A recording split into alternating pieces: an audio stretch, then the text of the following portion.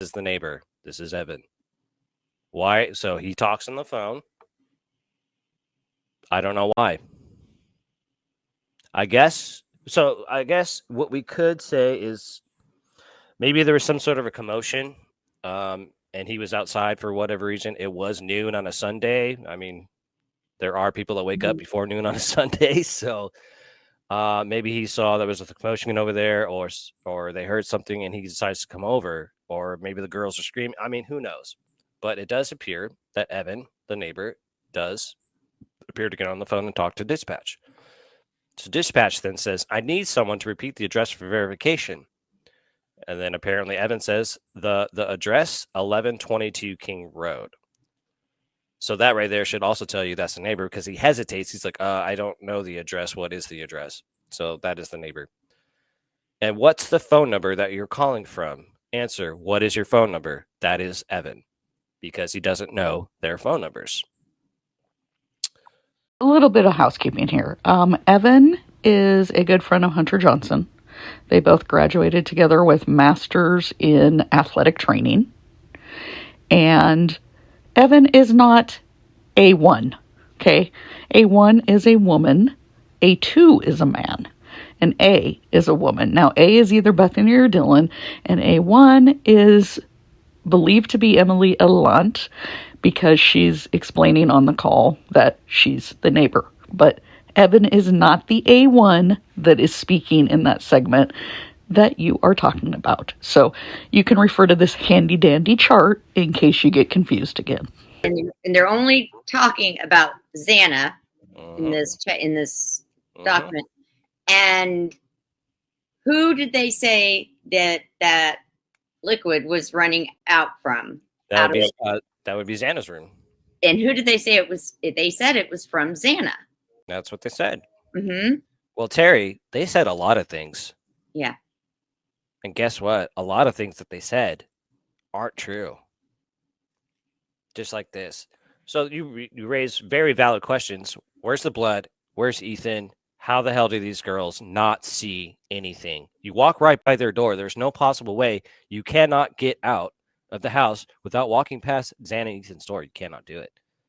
Okay, first of all, I agree with Rory on something. People have said a lot of things.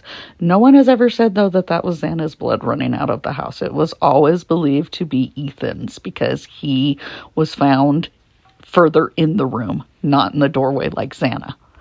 Now, as far as not talking about blood, again, I talked about this in the last couple of videos. Hunter Johnson is who located Xana's body. It is not believed that Dylan or Bethany or any of them saw the bodies. So they wouldn't have known that there was blood. What I have been told by very reliable sources is the blood was contained to the 2 bedrooms that the deceased victims were in. So there was not blood spread all throughout the house that the girls would have seen. They would have had to actually go to those 2 bedrooms. And I'll post it again. What Eric, Ethan's half-brother, said, that Hunter kept people from seeing the bodies.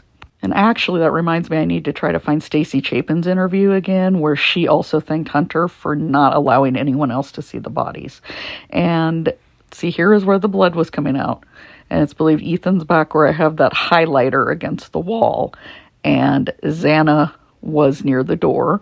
And if you look at the layout, Dylan did not have to go near Xana's room to get down to the first floor. So that's a good point. The document says all 4 on the phone saw Xana. Mm-hmm. So okay, great point.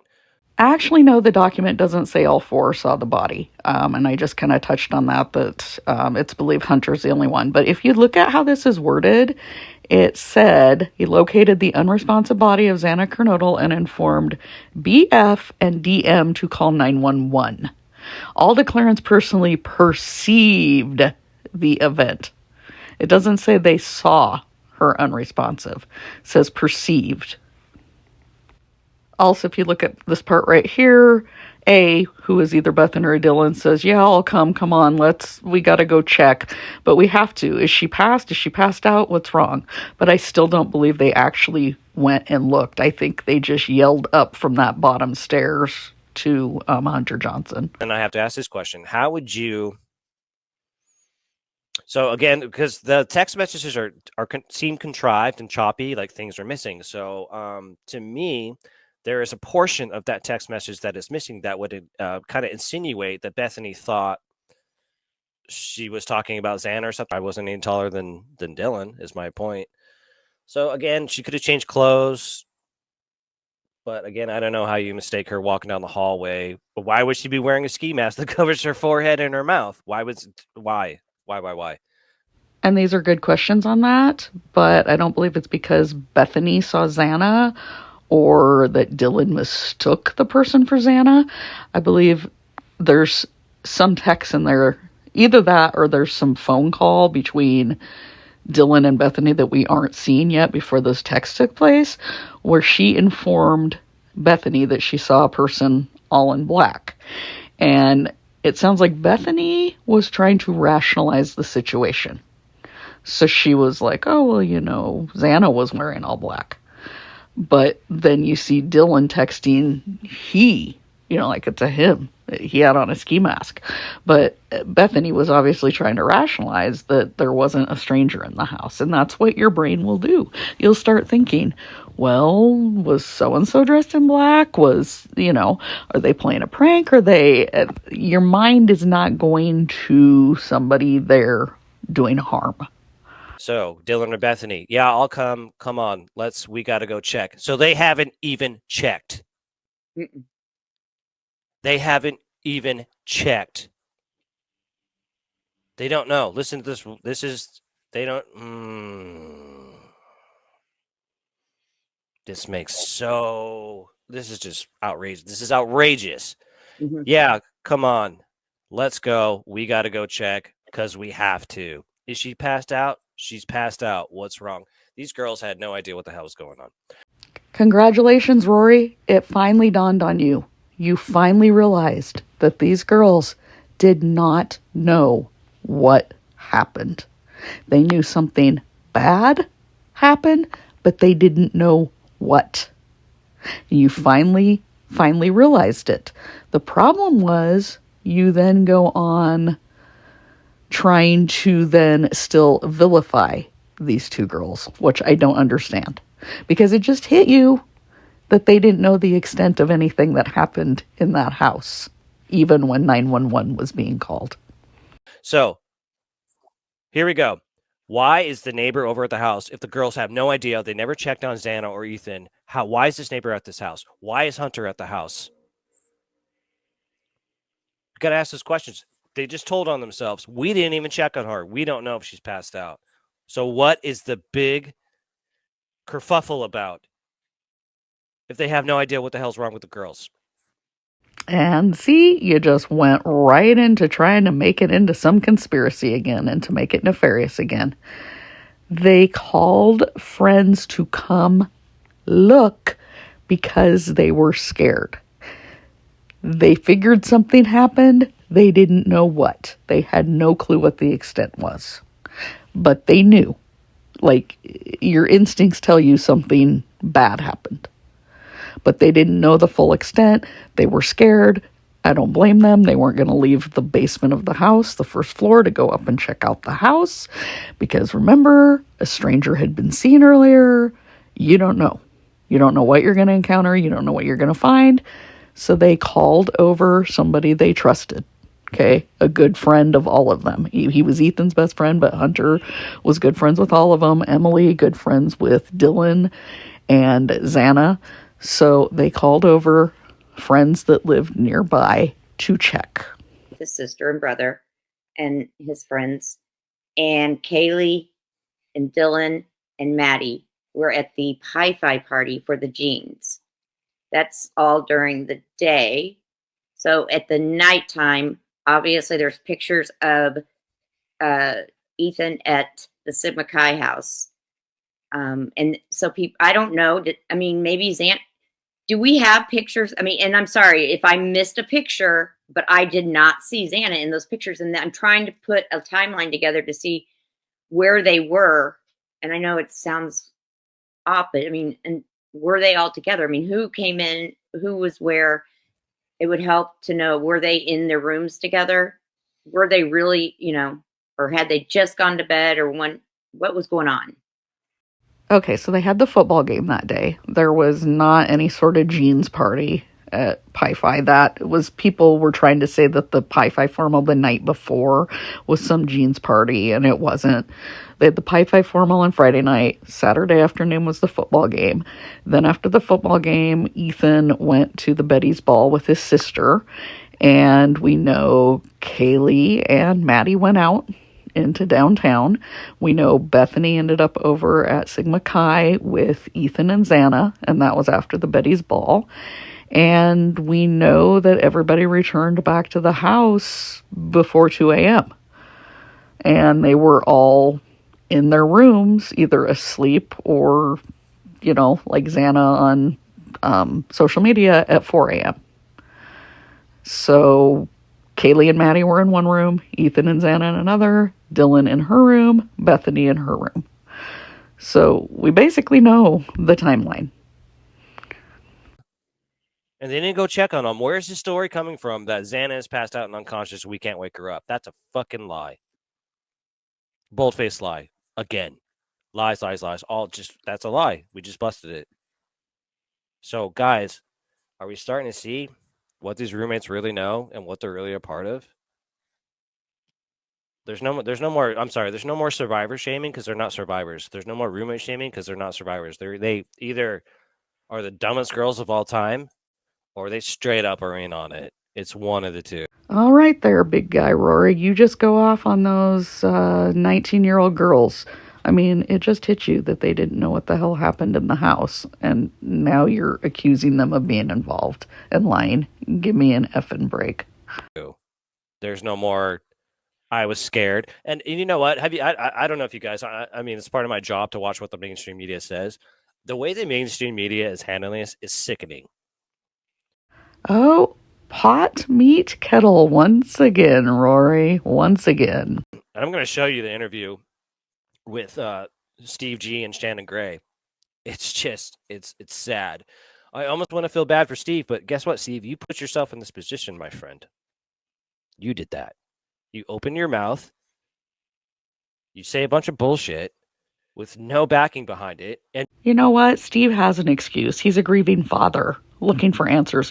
What's your excuse for opening your mouth and saying a lot of shit with no backing behind it, Rory? You dude, I'm sorry. There's no way. I'm sorry. There's just no way that Steve Gonzalez does not know. He has to know, especially after this information came out. I don't know when these guys are going to wake up. Guilters, Gonzalez's, the mainstream media. You're going to get crushed, dude. You already are. So when I play the News Nation video, we're going to go through the comment section, and it's just everybody's starting to wake up going like, wait a second, we were told this. How the hell did this happen? Like, people are starting to wake up to what really happened, and it is glorious, everybody. Everybody in this chat, whenever this trial is over, please make sure you go out and just give yourself a big applause and pat yourself on the back because you earned it. They earned what? Pat themselves on the back for what? Spreading nonsense? Spreading rumors? Spreading the crap you and Tommy make up? If anything, people are waking up and realizing that a lot of the stuff the pro-burgers have been feeding people isn't true. Because we were right. You sure did. We were right. Were you really? Were you really right? I mean, yep. That's scary. That they can have your phone number and name on their cell phone? Yep. Don't make no sense, that's for sure. Okay, that came from a discussion about how dispatch would have known Xana was 20 already before the caller said anything. And it's suggested it was because they can pull your information up in the car. But Terry also was like, well, if they have your information in their phones, what she needs to understand is the phones that the law enforcement has issued are not their own personal phones. So they are not running around with somebody's private information on their own personal phone. Any information they are pulling up on devices in the car or on their handheld is all devices property owned by the city. Moscow PD, City of Moscow. Okay, so if they pull up an address and they're seeing who the residents are there from past calls and ages, that's not anything nefarious. Yeah, live love sale. Absolutely. No blood in the house, as we're led to believe by coroner. So were they killed elsewhere and posed back in the house? Only reason for not seeing, smelling death, and no bloody foot. Yeah, I mean, again, not to get too conspiratorial, whatever, but I mean that just I'm sorry from what we are learning and all the evidence that's coming out. You have to ask that question. It's completely plausible. You're not crazy for asking that at all. And we've been called crazy for a couple of years for asking these questions, particularly Tommy. You know how much damage, you know how much shit that guy's taken for us? We love you, Tommy. And he's probably right. I'm not going to say he's 100% right, but that man's put his ass on the line. So have I. A lot of people have. Because we believe in truth and justice. And now it's starting to, the real truth and justice of this is starting to come out. Just a reminder of what saying believing in truth and justice becomes when you make crap up that isn't true in the process. Also, here's Anne saying that they never left the bed. They knew this particular person that DM said was upright and running down the stairs, that's not what happened. That person was killed in the bed and never left the bed. So, Terry, you had a really good question, too. And I kind of want to see why. So, after the whole thing is, I don't know what happened to Ethan that night. Okay, there's rumors that he got cut up or his legs got cut up really bad. I've heard so much shit about this guy. I've heard that he got stabbed with a golf club. So I also have to ask, why does Ethan have 2 autopsies? Everybody else has 1, but he has 2. You couldn't get a ride with Ethan on the first one? What does that imply? It implies that I don't want to say a cover up, but I don't want to say they fucked up. I don't.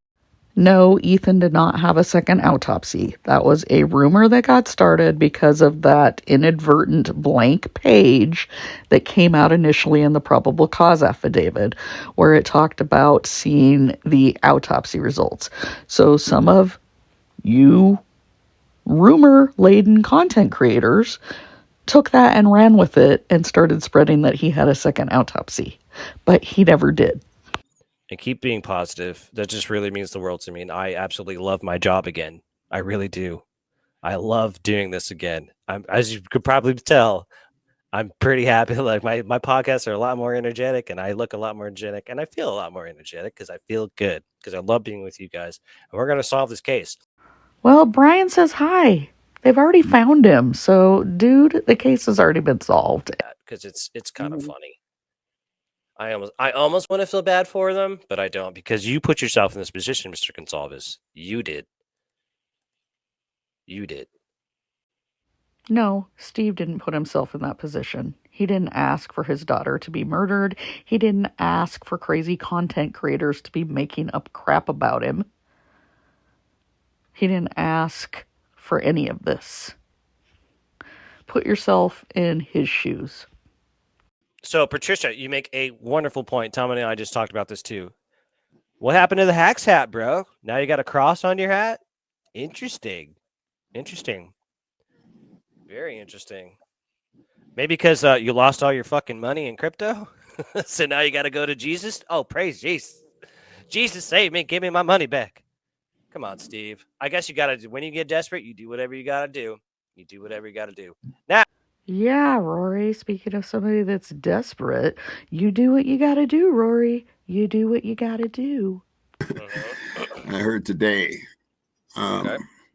from a pretty good source Okay. that, okay, let's just say this was planned. Let's say it was planned to beat certain girls up and certain people up. And it got out of hand. And things happened that wasn't planned. let's say that DM is involved. Let's say DM did the planning, got Kaylee there. Yep. She texted and called everybody that night, even the driver, to make sure he wasn't seeing what was going on. What if she texted every one of these people, and then she says, "I'm confused," because she is confused because it didn't happen the way she planned it to happen. That's a possibility. Now I like the angle that you're coming with. Why does Dylan make it such a big deal for Kaylee to come down to be her +1 when they're not in the same sorority? They don't even really like each other. That makes no sense. Make that make sense. Okay, lots to unpack here. First of all, whenever Tommy says a source told him, you know it's going to be a whopper. You know it's going to be a big frickin' lie. Something he likely made up, just like flushing the drugs down the toilet, or being a Greek drug kingpin. But don't you think that law enforcement would have figured out immediately if one of the girls had set up some sort of shakedown or something to scare the other roommates? I mean, come on. They went through all of their phones. You don't plan something like that and not have any trails leading to you, especially if you have people come into the house to try to beat your friends up. So just miss me with that. Miss me with that completely. You had the FBI working on this case. There's no way two 19-year-olds are going to foil the FBI with some plan to have their roommates beat up. Secondly, Kaylee and Dylan got along wonderfully. I don't know why people keep saying they hated each other, because that was absolutely not true. Not true at all. And she didn't beg Kaylee to come to the dance. She just asked her if she'd want to be her +1, because Dylan's boyfriend lives out of town. He hasn't been up to Moscow. It's hard for him to get to any of the dances. And Kaylee was going to be in town anyway because she had that final to go take on Monday. You had the last home football game of the season. She wanted to show her card to Maddie. So Dylan asked her if she wanted to be her +1 to the formal. Now, as far as people from different sororities going to events together, that is not unusual. A lot of people are friends with others in different houses, whether from high school, like how Maddie and Kaylee were in different houses, and they will go to each other's events. They will also live together after they move out of the sorority houses. There's nothing that says you can only live with people of the same sorority once you move into a rental house. And there's nothing that says you can't invite somebody from a different sorority as your +1 to your event. That happens all the time, where you invite your bestie and they may not be in the same house. So people are trying to twist innocent things into something that there's just no there. I think you're right, Tommy. All evidence is starting to point to Dylan definitely is covering up something, or Being maybe involved. involved. And that kind of makes that kind of makes sense to what was said during the text. It makes sense of why she's making up everything, doesn't want to admit that she actually had it, so these people were going to get beat up. And it's how can you go, yeah, I hired these people to get beat up, but they didn't get beat up, they got unalived. Right. This is now my official Tommy graphic, because he's liar, liar, pants on fire constantly. Yep. Yeah. So maybe it was a simple shakedown that went wrong. Maybe that's all it was supposed to be. Maybe she hated all four of them. Maybe. Right. I've heard numerous reports that Maddie is the odd woman out in that house. Or excuse Maddie. I'm so sorry, guys. Dylan. That Dylan is the outsider of the house. Yeah. I've heard that many, many times. I've heard that she is not easy to get along with. Whatever. Just basically, she was not a fan favorite. I guess I'll just say that. And that is absolutely false. Your numerous reports are very, very incorrect. Doesn't make Oh, any I sense. see. Joe P said that's why Dylan said to Bethany that she is screwed. Oh, maybe. That's what she meant. That's what she meant by that. That's what she meant. Maybe. I'm Maybe. screwed. I'm pretty sure she had fat fingers trying to type scared. But even if she did say screwed, I seriously doubt it has anything to do with your tall tale, Tommy. Yeah, I do, darling Nikki. I do find it weird. So y'all find it weird that Dia mentions Xana's name in the text messages into the dispatcher. I do, especially why she's wearing all black.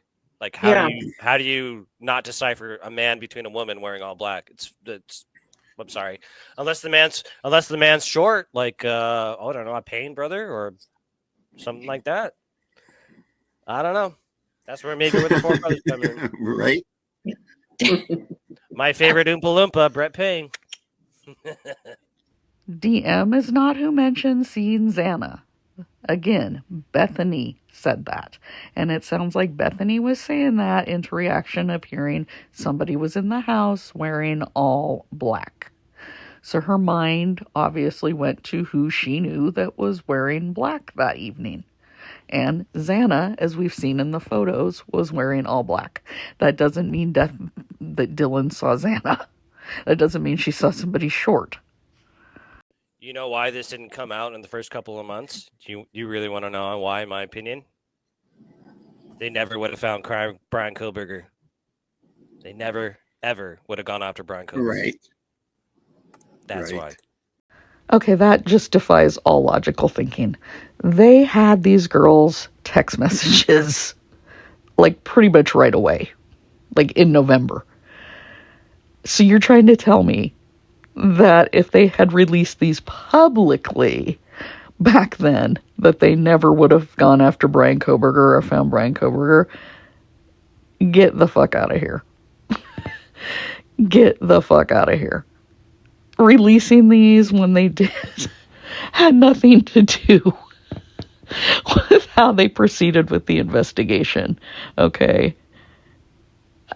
It's like, are you trying to say that if they had released these text messages, that then they would have looked for a different suspect? What? The content of these messages doesn't change when they released them, like whether they released them then or now. I don't quite think you're understanding that. And it wouldn't have changed Koberger's DNA being on that knife sheath. Okay? They still would have got to Brian Koberger. They still would have arrested Brian Koberger, whether these messages were released in 2022 or now. I'm really trying to figure out how your brain works, even thinking that it would have changed anything. Once again, we ask ourselves, why Brian? That is the $1 million question. Why? Well, let me direct you all to the Idaho Cases of Interest page.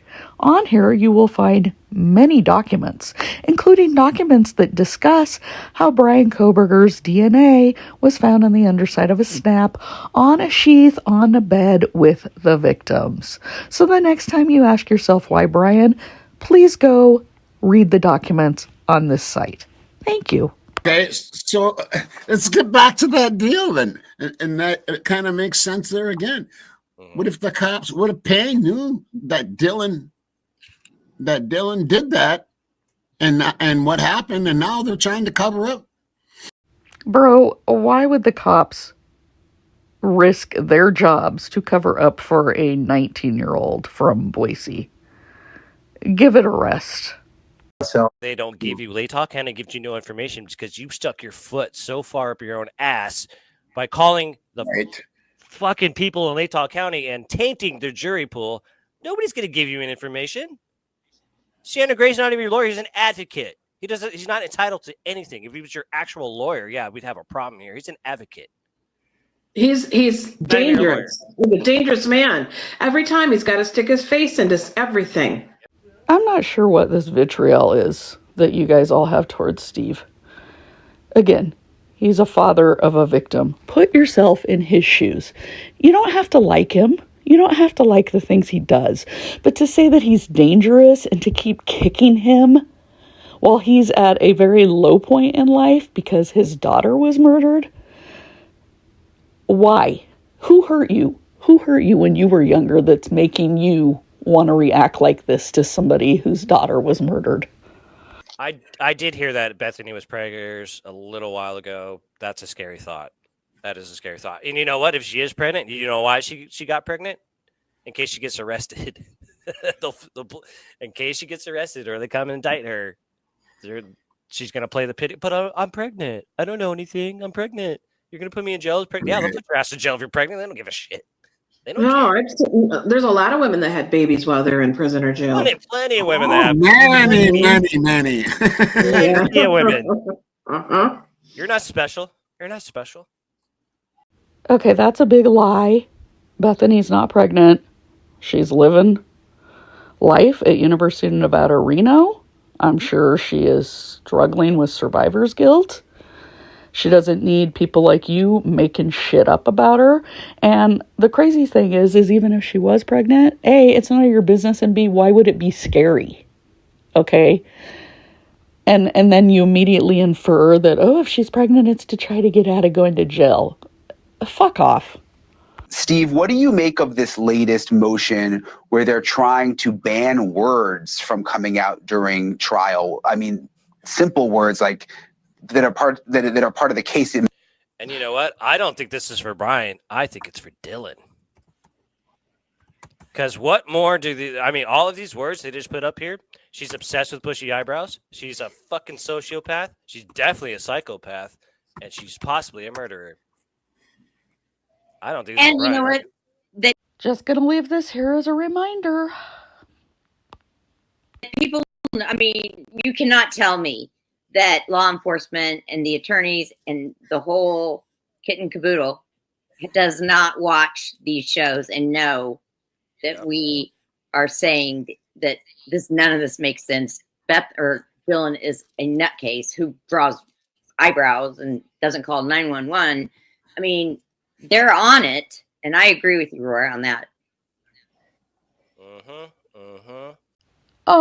They analyze to see, for the change of venue, what people on social media are saying, but they're not looking at what you're saying as part of their case. They're not going to go, these people don't like our witness. No. Mm-mm. They have all the evidence. You don't. Okay? So they're not going to suddenly go, oh my God, Dylan must be involved because Terry on Rory's show thinks that she's a nutcase. Yeah, that's not how this works. So it's so funny that you guys are so self-important. You think you're so self-important. You know what? Fix your tinfoil hats. That whole thing makes me wonder about certain things. If it isn't true that she planned to have these people roughed up a little bit, was the word used. Is that what the word was? Okay. That's what the word was. Yep. To be roughed up a little. And that she didn't realize that this was going to happen. And that's that whole thing of I'm screwed. No one was answering. Very, very possible, Tommy. And if you kind of look back at some of the wording in the text. Mm-hmm. That's what I can see where it's plausible. Yeah. Mm-hmm. Yeah. Very well could be. And then you throw in the whys. I suppose there could be all kinds of whys that she didn't like them and she wanted them roughed up. They lived together. Not living together with other people. With all those girls living in the same home and it was tight, all those parties that was going on and anything else. Yeah. You're going to have one or two that are going to go ahead. Mm-hmm. Yep. I'm flirting with different boys and blah, blah, blah. Yeah. And I liked him and you knew it and now he's yours and all that, crap. So very, very possible. Mm-hmm. Oh my God, seriously, listening to Natural Healing entertaining what Tommy is saying is absolutely crazy. Oh, that could be true, that could be possible. Oh, roughed up's the word they use. No, roughed up is the word Tommy came up with, okay? He doesn't have a source. He doesn't have somebody telling him these things.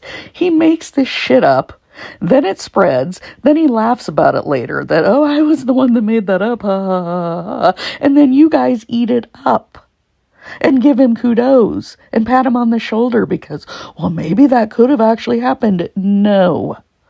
No.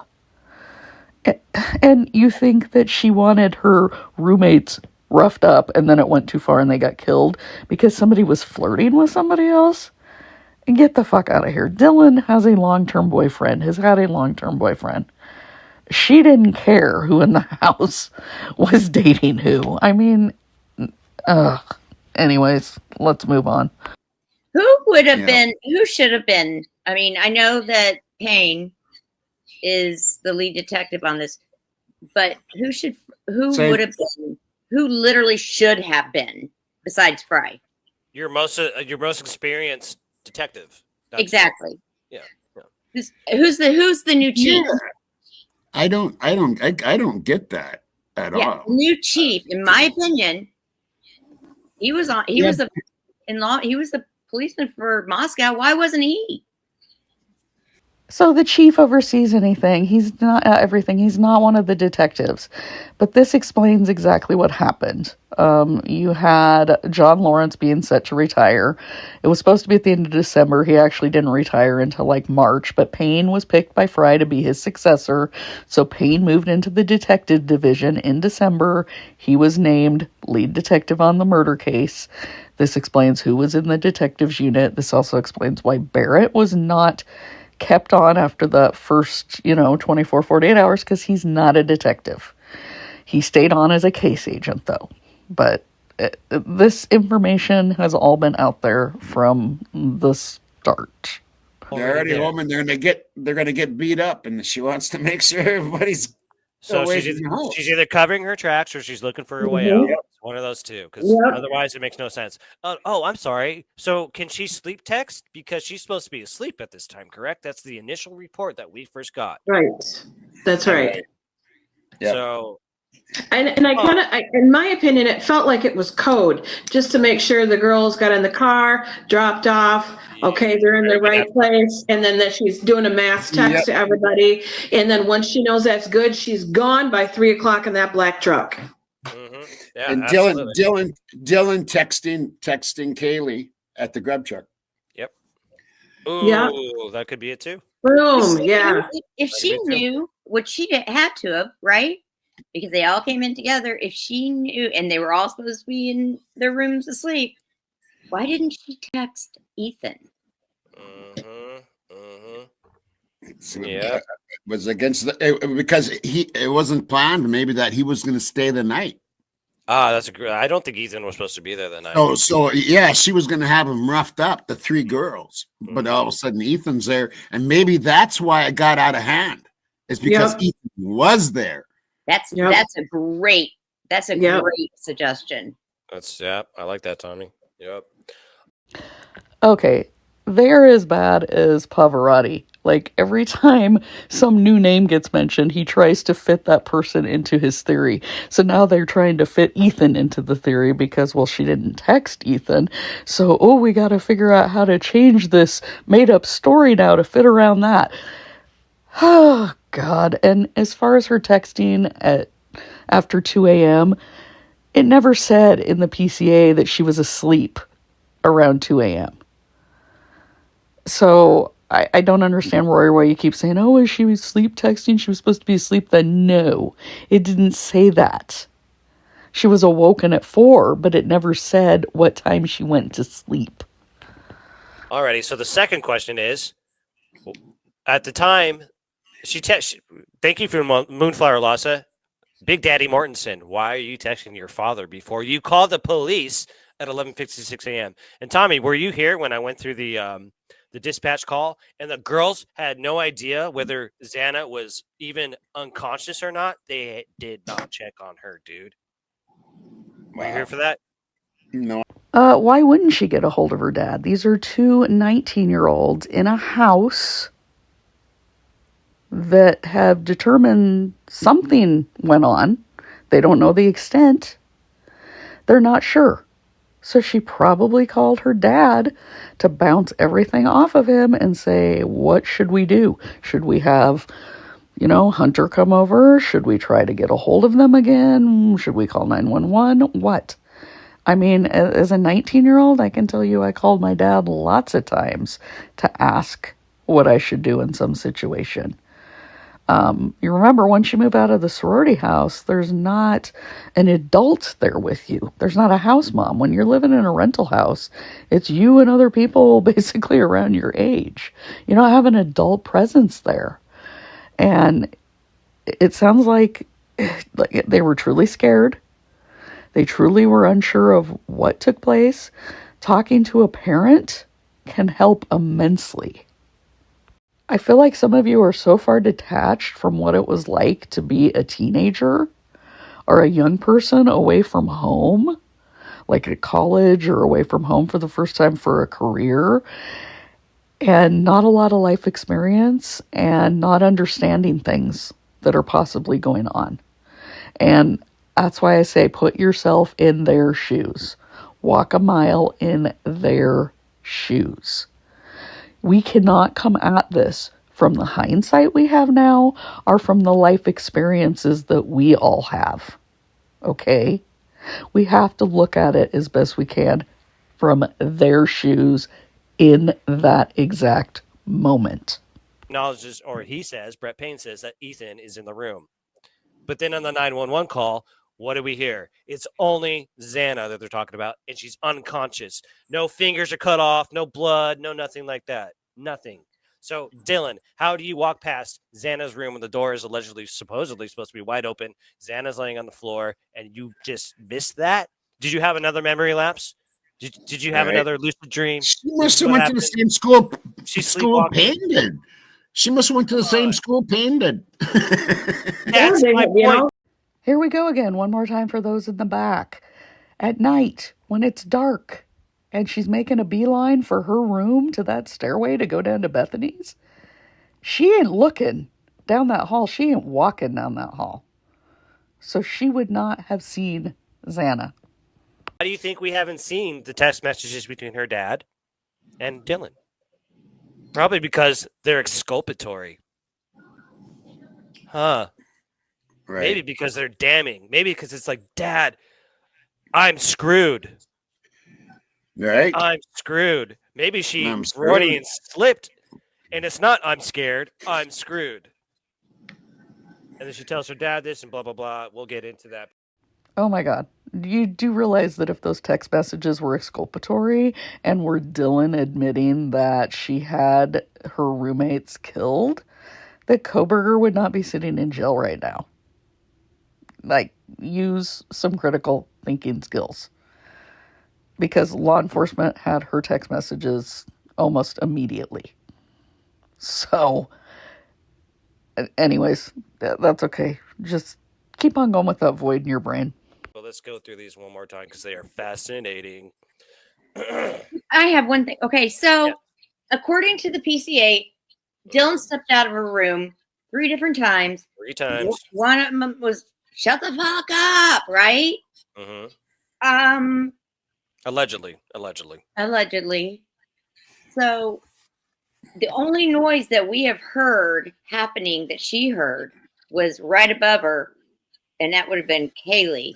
That would have been Kaylee. Playing with the dog. Allegedly. According to her, correct? Mm-hmm.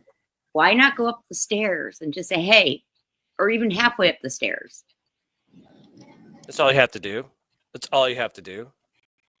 As somebody that's lived in a college house, there's a few scenarios there. A, if you're annoyed, you're not going to just run up there and get in a confrontation because all you want is you want to go back to bed. B, you may peek your head out, listen, and go, okay, they might be playing with the dog, and just yell up there, hey, keep it down, I want to sleep. Or C, the noises that she thought were her playing with the dog, she realized after she stuck her head out the door may not be that. And at that point, her spidey senses were up and she started going, and then you become scared to go look. So Yeah, in a perfect world, would she have gone upstairs? Sure, but it's not a perfect world. We're humans. Our brains all work differently. We analyze outside stimulus differently, but I can just tell you, if I heard what I thought was a roommate playing with their dog, I would have not gone upstairs and said anything. I would have just peeked out and been like, put your dog to bed already, okay? Or if I heard something weird and thought, that's odd, I may have just closed my door and gone, I don't want to know what's going on. I can't say for sure because I have never been in that exact situation. But I know one thing, I'm not going to blame these girls. And I'm not going to sit here and second guess their actions. God, you know what? You're right. What you think? Because we know that Eric Grower's wife works for the police, but is she a dispatcher? I'm not sure what she does. Well, maybe. Okay, this is really I thought it was something else. But what if they were waiting till if she was a dispatcher, until she got in to be a dispatcher? I don't know. That was a crazy theory. So please don't beat me up. I mean, no, she is not a dispatcher, but she does work for the police department. And I'm not going to beat you up, but I will give you the tinfoil hat award. They're saying this happened. This is fact, but it will not be offered for the truth of the matter asserted. So they're not going to use this for some whatever. Right. Instead, it would be offered to show a timeline for the night, which exactly it needs to be used for. An example, DM was awake testing at 2:10, so she's not asleep. But here's the problem. Now she's gone for 2 hours. What is she doing for these 2 hours? Tommy, tell me about that car that she gets into. Is that at 4:30? Allegedly, again. Allegedly, maybe she 4:23. Okay, so Right. here we go. We have no idea what Dylan is doing for the next 2 hours. None. She's not asleep. That's bullshit. Oh wow, I didn't even see that, and that makes sense there too. That she jumps in at 4:23. She's awake and texting from 4:19 to 4:21. Yep. She stops texting because she's gonna go run and jump in a truck at 4:23. She's bailing the scene. Absolutely. Yeah. I mean, so this is why it's highly suspectable. We think that. Well, we don't. It's pretty obvious that the. Oh Lord, Tommy, that just gave me a headache. First of all, she went to sleep. Again, she was awoken around 4 a.m. So after she did those texts at like 2:19. But she did not jump into a pickup at 4:23. Well, I don't get it. From 4:22 to 4:24 now it is. Yep. Up there it wasn't to 4:24. Because So up here. Yeah, what does it say up there? 4:21. 4:21. What the hell one is it? 4:21. So apparently there's a minute What gap. the hell one is it? There's 3-minute gap. 4:21 to 4:22. That's a minute, bro. Oh, I see what you're saying. 4:19, yeah, 4:22. Yeah, 3-minute gap there. Why? Don't know. Why are cover for Dylan getting into that truck at 4:23? So that would line up with that timeline then, Tommy. That would line right up with that timeline. And she bailed at 4:23. Absolutely. I'm going to give you a Pavarotti award there because I didn't think anybody could read a document any worse than him or Miss Potts either, but you guys just did. Let's read that timeline of the texts and calls again. Okay, from 4:19:07 to 4:21:50, Dylan attempts to call Bethany, Xana, Kaylee, and Maddie. All of them go unanswered. Then at 4:22:08, so that's not even a minute. 4:21:50 to 4:22:08, it's not even 60 seconds. So then from 4:22:08 to 4:24:27, then her and Bethany are texting. She didn't stop anything until like 4:23 to go jump in a truck. Children who still have their whole lives So have their whole lives in front of them, and they're not getting the absolute 100% best. That is fuckery, and that means cover up, in my opinion. Yeah. In my Oh, opinion. yeah, 100%. Right. This is why they're getting a dog shit investigation, is because there's people trying to cover their own ass, in my opinion. Right. This is what I think. Well, I'd say an investigation where local law enforcement immediately called in the FBI, and it also included Idaho State Police, also had the help from WSU Police, Pullman Police. Latah County Sheriff did offer his help as well if they needed it. You had the Spokane Medical Examiner involved with the case. That's not a dog shit investigation. That's actually a lot of people with a lot of different experience that were involved and helped to follow the evidence and eventually arrest Brian Koberger. And these young people, yes, they deserve justice, and we are headed in the right direction for justice, in my opinion. And a frozen shock And they phase, or that- But they heard every fucking thing. They heard everything. I heard all of it. Yes, that's exactly what it is. Yeah. And they're staying in the home and they tell her to run down here when you got 4 people being slain? Right. Okay, yeah, that makes a lot of sense. I don't buy it. Yeah, Twiz, you make a great point. They heard did it you know all. that? They heard it all. And even if Dylan did line it up or not, it doesn't matter. They heard what was going on. They knew what was going on. And yeah, they probably were scared shitless. Am I next? Yeah, they could have been. Absolutely.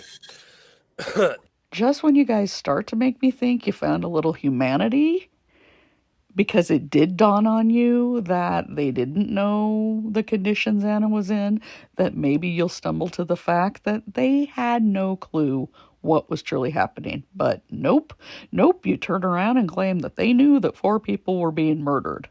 Obviously, they did not know 4 people were being murdered. Because Dylan has to cover her ass. Bethany doesn't have to. Now, you know what? It could be that, and Bethany knew what Dylan lined up. That's the exculpatory evidence. If there's any exculpatory evidence, is that she knew that Dylan lined this shit up. Yep.